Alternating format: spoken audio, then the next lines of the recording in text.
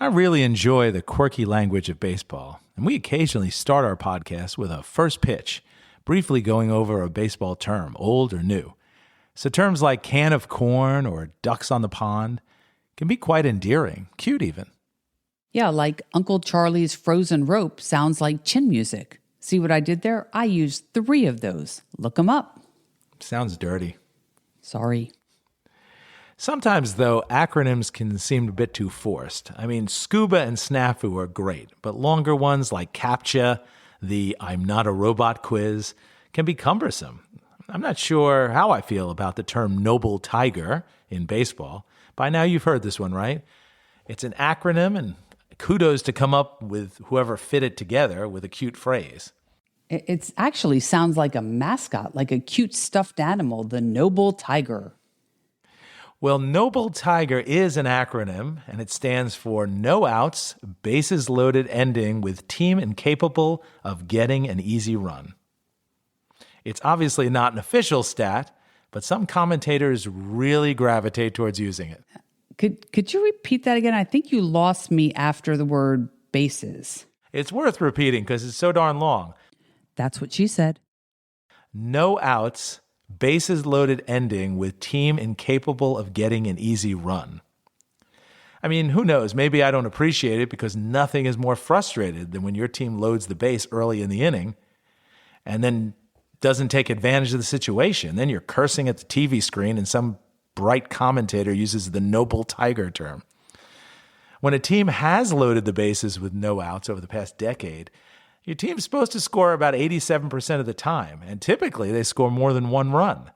So as most listeners agree, when this situation occurs, you just hate it.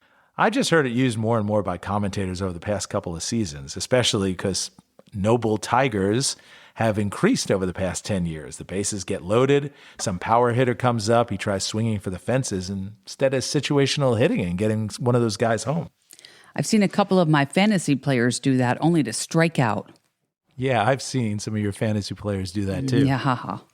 The term actually first appeared on Reddit in 2018 by Tigers fans, and it makes the phrase not only an acronym but a clever reference to the team's woes that year. The poor Tigers were 64-98. I don't know. The term just seems too forced. I'm not convinced. All right, grumpy old man. We're getting off base. Let's just start the episode.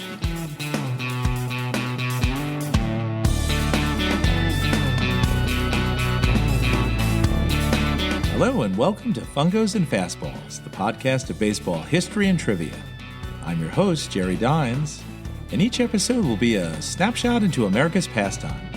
Maybe it'll be a player, a tradition, a stadium, a rule, or some random fun aspect of the game. So let's get on to today's topic. Today we discuss a familiar tradition, the 7th inning stretch. Think of all that fun you have during this moment of a baseball game. And do you literally get up and stretch? Do you sing? Or do you take the opportunity to run up and go to the restroom or get another snack? Hopefully not this last option, as you're going to hit some big lines at concession or at the bathroom. Plus, you're going to miss all the fun.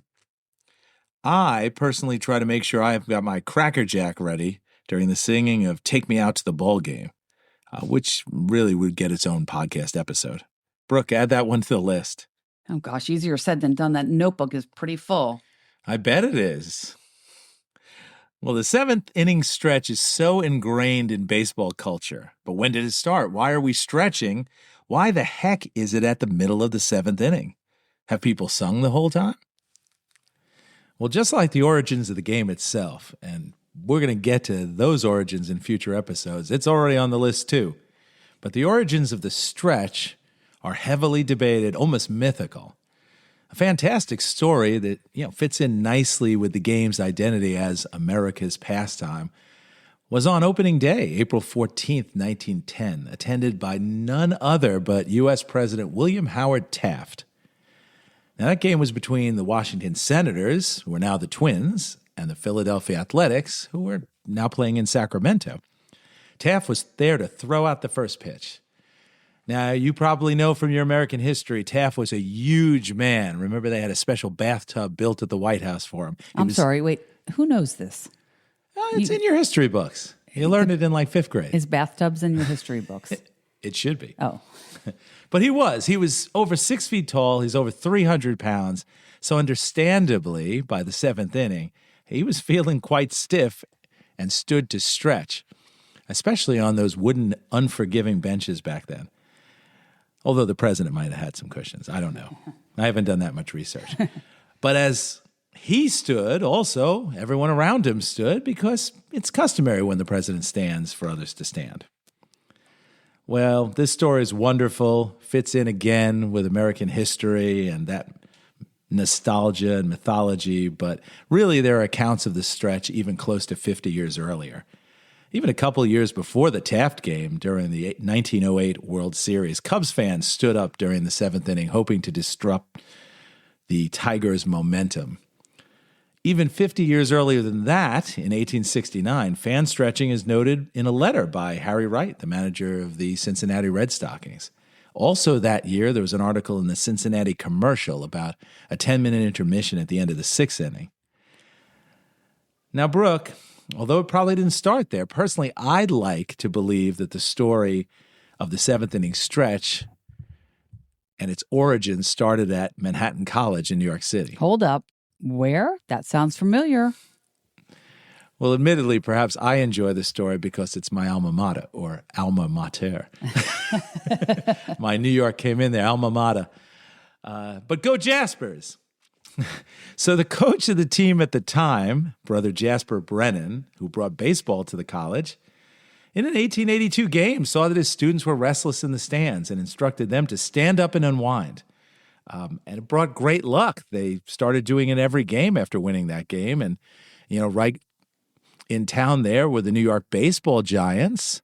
They saw the practice, and it wound up spreading to the majors. But again, there are earlier stories than that one.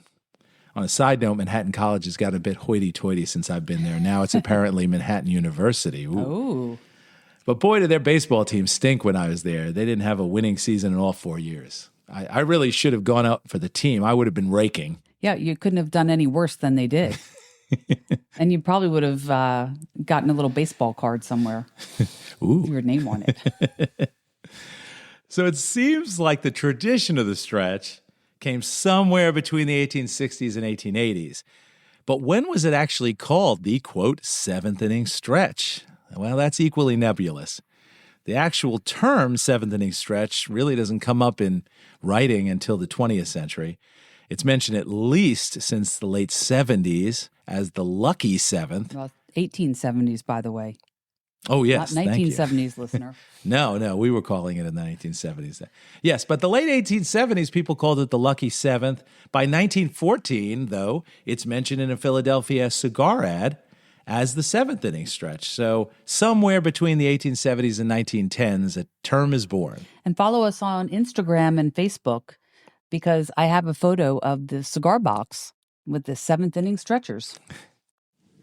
Thank you. Yes, check it out. Well, I love a famous quote. Well, not a famous quote, but a quote by John McGraw, the pugnacious manager of New York's baseball giants. That he was the manager for 30 years. And in 1922, he said this about the 7th inning stretch and its benefits. Keeps you out in the open air. Doctors recommend it for heart trouble. Stretching in the 7th gives you a good chance to exercise flabby muscles, puts pep into you, stirs you up. Plenty of sunshine and green grass and thrills. It's the best tonic in the world. So get up and stretch. It's doctor's orders. Now, I really don't know if it's much of a tonic if you combine it with a large stadium beer, but hey, enjoy. And if you're lucky enough to see a 14th inning game, then hey, stretch twice. There was that great 18th inning game 3 of last year's 2025 Dodgers Blue Jays World Series. And yes, a 14th inning stretch was celebrated. I must say I missed that. I was on Eastern time that night, and I gave up on the game after about 1 a.m. It was way too late for me. I stayed up and was quite tired the next day. I bet you were. I mean, what did it finish? I think after 2 o'clock on Eastern time. Yeah. And like President Taft, I had to get up and stretch multiple times during that game. Well, of course, it wouldn't be so much fun if all we did was stand up and stretch, right? So throughout Major League Baseball, we all sing during this stretch. And what do we sing? Take me out to the ball game. You know, during the game, I make sure I have that big bag of Cracker Jack ready. Yeah, well, many times you bring one for each of us. Now, I must say I've never gone to a baseball game without Jerry. So if I were on my own, I don't think I'd get the Cracker Jack because I don't like nuts, and it's just not good anymore.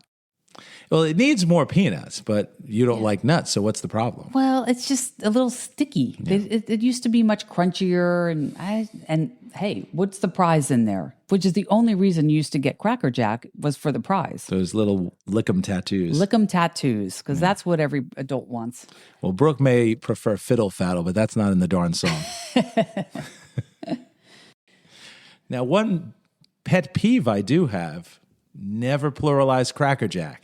That's the product name. It's like Barnes & Noble or the Book of Revelation. You don't pluralize it. Yeah, I have to say we had to do a couple retakes the first time because I did say Cracker Jacks. Yes. But so if you have 2 bags, what do you say? You have 2 bags of Cracker Jack. But if you don't use the word bags, you have 2 Cracker Jacks? And by the way, not to get off topic, but there's no plural for cannoli. When you're at an Italian restaurant, you don't order cannolis. Cannoli is the plural, cannolo is the singular. All right. Come back. We're way off track now. Okay. We're past the warning track, which I guess you can't really be past the warning track, can you? Because you're on the wall. Of course, it really wouldn't be much fun if all we did was stand up and stretch, right? So throughout Major League Baseball, we all sing during the stretch. And what do we sing? Take me out to the ball game. I will spare you my singing. Although maybe I'll sing when we do an episode of Take Me Out to the Ball Game. All right, I'm writing it down. Keep that list going. I got it. Well, that song hasn't been around the whole time of the stretch. It was written in 1908. Now, in the 1940s, bands at game would play Take Me Out. But it was broadcaster Harry Caray that popularized singing the lyrics. Now, Caray was announcer with the Chicago White Sox from 1971 to 81 at Comiskey Park. And while the organist was playing the song, he would sing along in the booth or hum. And White Sox owner Bill Veeck thought the whole park would enjoy Caray singing, so he convinced him to turn on the mic. Caray would continue this even when he became the Cubs broadcaster in 1982, where he remained at Wrigley until 1997. Other parks started singing it too, and now I believe every stadium sings it. Our social post actually has a list of the variety of singers. Well, I shouldn't even say singers because some of them are not, but who've had the honor to sing it in front of the crowds. Yeah, some of them really don't sing very well. No, some are just but probably better than me. Well, certainly better than Brooke. No, hey. Well, in addition to Take Me Out to the Ball Game, at other parks, sometimes you're graced with some other songs. The Yankees, since 9/11, sing God Bless America prior to singing Take Me Out to the Ball Game. The Brewers play Beer Barrel Polka. Makes sense, Milwaukee. The Astros play Deep in the Heart of Texas. Also makes sense. The Mariners, for some reason, play Louis Louie. Now, there was a controversial replacement briefly in 2022 when they replaced the song with Macklemore's Can't Hold Us, sparking fan backlash. Does anyone even know the words to that song? To Louis Louie or the Macklemore song? Well, definitely Louis Certainly Louie. Louis Louie. I don't know the words. I have no idea what they're saying except Louis Louie. Now, the Orioles play Thank God I'm a Country Boy. Now, the Mets play the song Lazy Mary, which is not a song too well known, certainly not outside the New York City area. It's by an Italian-American singer named Lou Monte, who we know in the Dines household for the Christmas song Dominic the Donkey. All right, hold up, gentlemen. If you want to woo your lady or your guy, pour that trivia fact on them. Oh, chills of excitement, Jerry, are just running down my spine right now. I got more where that came from, baby. You're so lucky. Yeah, I know I am. I know. Now, where was I? I got distracted. Perhaps the most famous song beside Take Me Out to the Ball Game sung at stadiums is Sweet Caroline. Bum, bum, bum. By Neil Diamond. That's played at every Red Sox game, but it's actually sung at the bottom of the 8th inning, not during the stretch.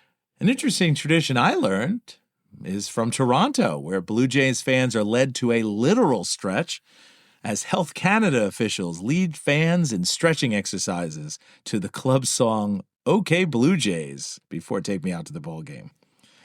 Now, in America, that didn't work out too well. In 1993, in their inaugural year, the Florida Marlins attempted to do this with a group of dancers called the Seventh Inning Stretchers, but they were booed mercilessly for 2 games, and then the Marlins stopped Oh, that's this. just horrible. It is sad. Oh, no.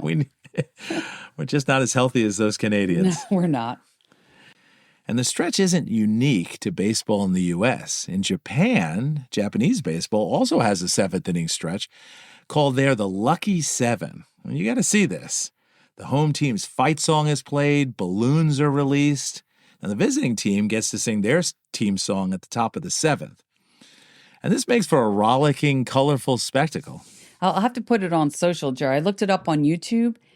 It looks like a stadium full of sperms being released. Hey, this is a family program here. Yeah, I don't want to get the explicit on my Although it's physiology, I guess. That's right. It is a funny look. It really is. Well, that's the end of the 9th. Fun time today. Thanks always to Brooke, my producer. You're welcome.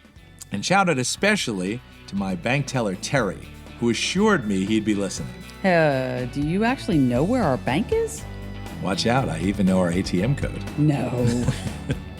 Well, hope you'll keep listening, and don't forget to like us on social media and subscribe on your podcast platform.